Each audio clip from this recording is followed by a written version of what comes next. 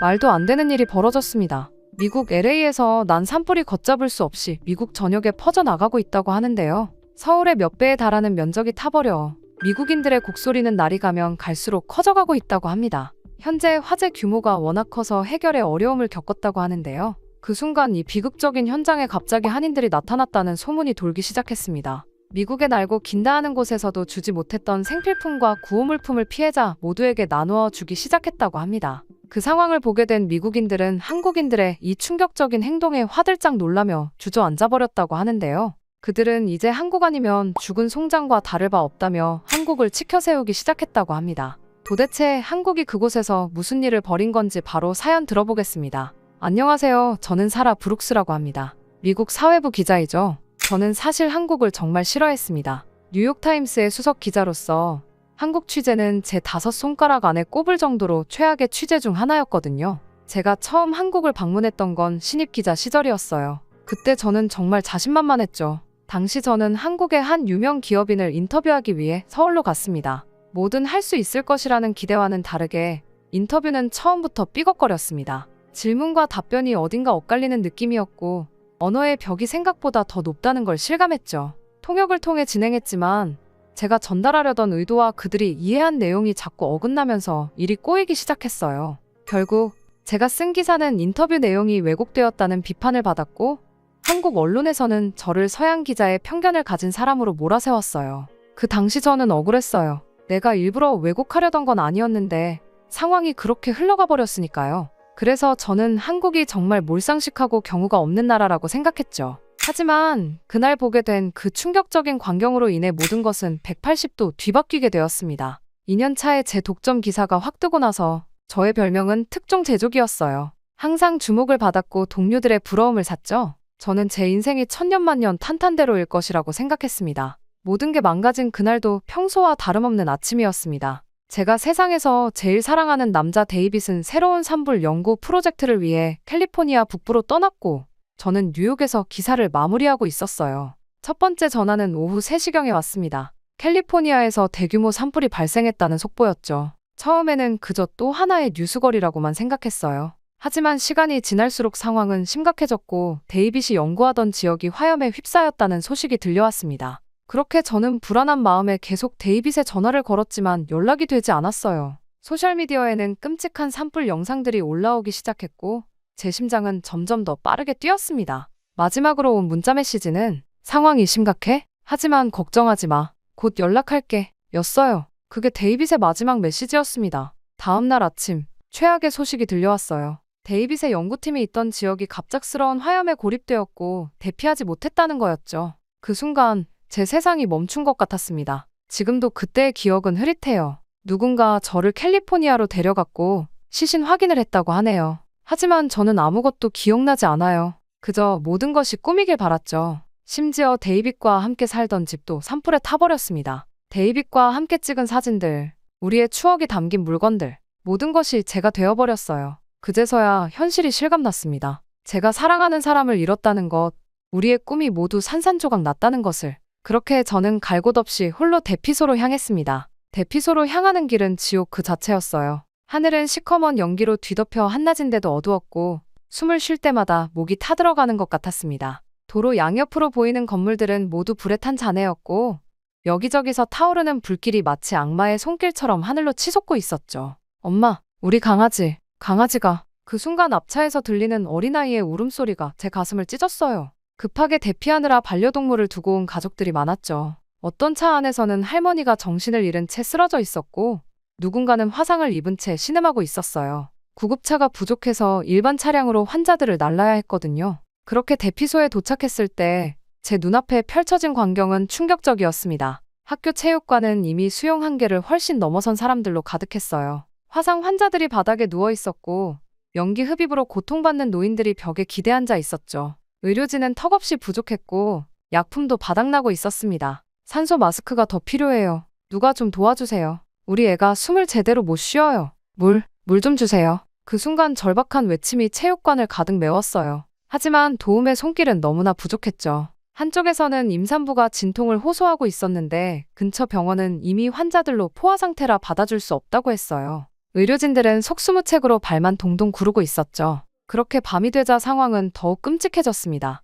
전기가 끊겨 체육관은 캄캄했고 비상 발전기로 겨우 몇 개의 전등만 켜져 있었어요. 창문 밖으로는 붉은 불길이 도시를 집어삼키는 모습이 보였죠. 마치 종말이 다가오는 것 같았어요. 제 남편이 아직 집에 있어요. 전화가 안 돼요. 한 여성이 오열하며 무너져 내렸습니다. 통신망이 대부분 파괴되어 사랑하는 사람들의 생사조차 확인할 수 없었죠. 저는 그 여성의 모습에서 며칠 전 제 자신을 보는 것 같았어요. 새벽녘, 화재 생존자들이 새로 도착했습니다. 그들의 모습은 차마 눈뜨고 볼 수 없을 정도였어요. 온몸이 그을린 채 걸어오는 사람, 녹아내린 신발을 신은 채 절뚝거리는 노인, 아이를 잃어버렸다며 미친 듯이 달려나가려는 엄마. 물이 더 필요해. 약이 없어요. 진통제가 떨어졌어요. 이러다 다 죽어요. 제발 누가 좀.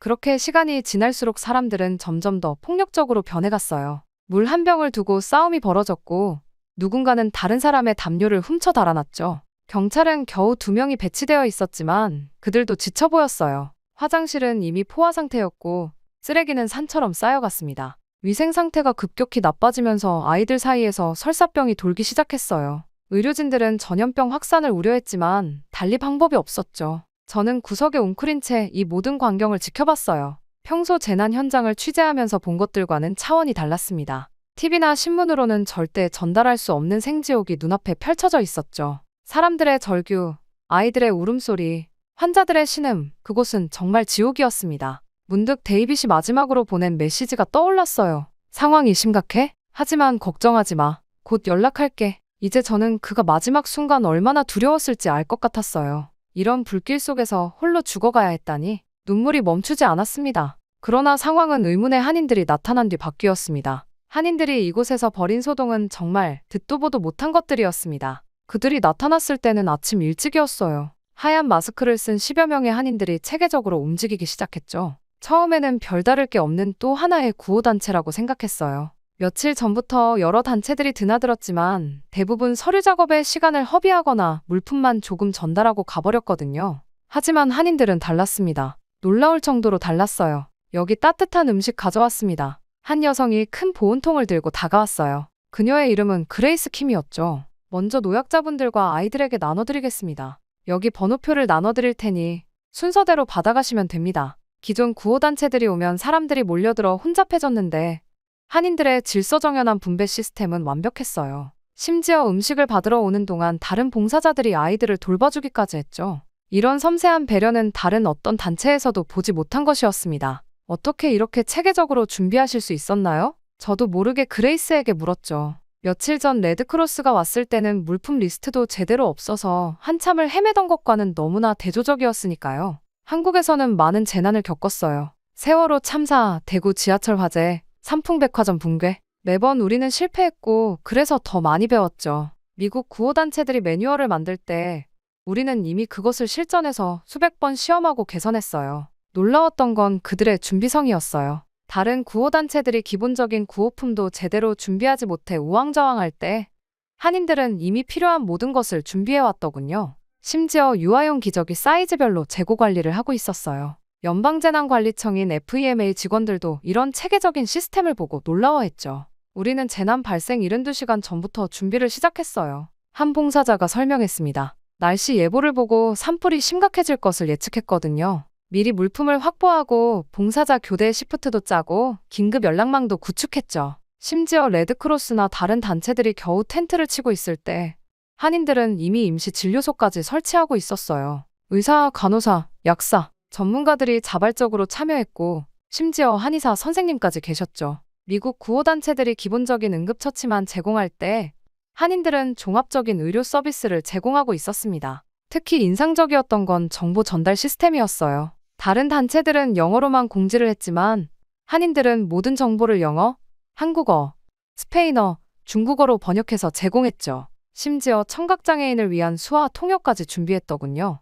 우리는 소외되는 사람이 없도록 하는 게 중요해요. 그레이스가 말했습니다. 한국에서 배운 가장 큰 교훈이죠. 재난 상황에서는 정보 전달이 생명만큼 중요하니까요. 또한 한인들의 지원은 식사 시간에 더욱 빛났어요. 다른 단체들이 차가운 샌드위치와 물만 제공할 때 한인들은 따뜻한 한식을 제공했죠. 영양사의 자문을 받아 메뉴를 구성했다고 해요. 이재민들의 건강까지 고려한 거죠. 다들 이렇게 맛있는 음식은 처음이라고 하네요. 주방을 담당하신 할머니께서 웃으시며 말씀하셨어요. 음식은 단순한 에너지 공급이 아니라 마음의 위로가 되어야 하거든요. 저는 FEMA 담당자가 아닌 봉사자들에게 조언을 구하는 모습을 보며 깊은 인상을 받았어요.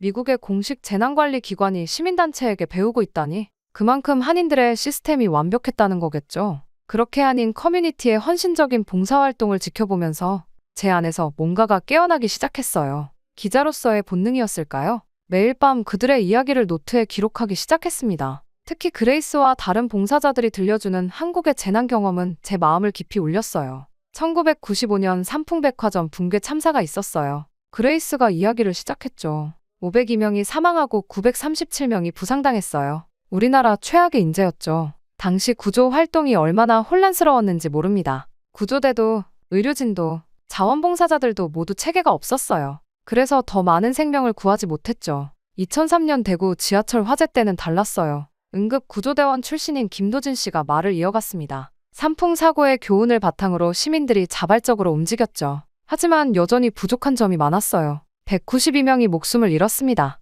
그때 듣게 된 세월호 참사 이야기는 더 생생했어요. 2014년 304명의 귀한 생명을 잃었죠. 그레이스의 목소리가 떨렸습니다. 그때 우리는 깨달았어요. 정부나 구조당국만 믿고 있어선 안 된다는 걸요. 시민들이 직접 나서야 한다는 것을요. 그래서 전국의 시민단체들이 모여 재난 대응 매뉴얼을 만들기 시작했어요. 놀라웠어요. 그들은 이런 끔찍한 재난들을 겪으면서 구체적인 시스템을 발전시켜왔더군요. 대피소 운영 방식부터 물자 분배 시스템, 의료 지원 체계까지 모든 것이 수많은 시행착오를 거쳐 만들어진 것이었습니다. 산풍 때는 구호물품이 산처럼 쌓여도 제대로 분류가 안 됐어요. 물품 관리를 담당하는 이영미 씨가 설명했죠. 대구 지하철 화재 때는 자원봉사자 관리가 안 됐고요. 세월호 때는 SNS로 구호품 목록을 공유하고 자원봉사 시프트를 짰지만 그것도 완벽하진 않았어요. 그래서 지금은 이렇게 체계적인 시스템을 갖추게 된 거예요. 특히 인상 깊었던 건 골든타임 시스템이었어요.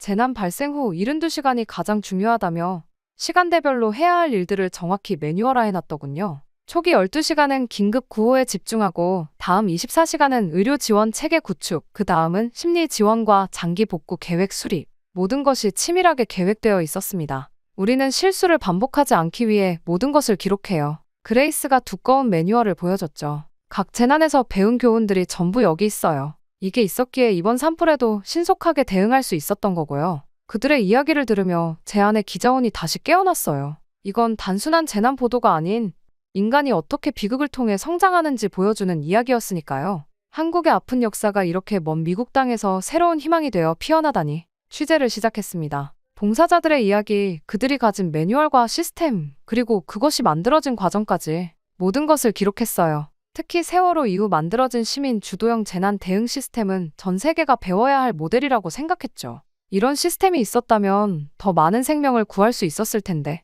문득 데이빗이 생각났어요. 하지만 이제는 앞으로 더 많은 생명을 구할 수 있을 거란 희망이 보였습니다. 글을 쓰면서 많이 울었어요. 한국의 재난 유가족들의 아픔, 그들이 흘린 눈물이 헛되지 않게 만들어낸 변화, 그리고 그것이 지금 여기서 꽃피운 희망까지 모든 이야기를 가슴 깊이 담아내려 했습니다. 당신의 글이 변화를 만들 거예요. 그레이스가 말했습니다. 한국은 이런 재난들을 겪으며 더 강해졌어요. 이제는 그 경험을 다른 이들과 나눌 차례죠. 이제 저는 알아요. 인류의 발전은 이렇게 서로의 아픔을 배우고 나누고 함께 성장하는 과정이란 걸요. 그리고 저는 그 이야기를 전하는 기자로 다시 설 수 있게 되었습니다. 그렇게 완성한 첫 기사의 제목은 재난 속에서 피어난 희망, 산불의 진실과 우리가 배운 것들 이었어요. 밤새 원고를 써내려가면서 저는 단순한 사실 전달을 넘어 이번 재난이 우리에게 가르쳐준 진실한 교훈들을 담아내려 노력했습니다. 이번 산불은 우리에게 많은 것을 일깨워 주었다. 재난 대응 시스템의 허점, 대피 계획의 부재, 그리고 구호 활동의 한계.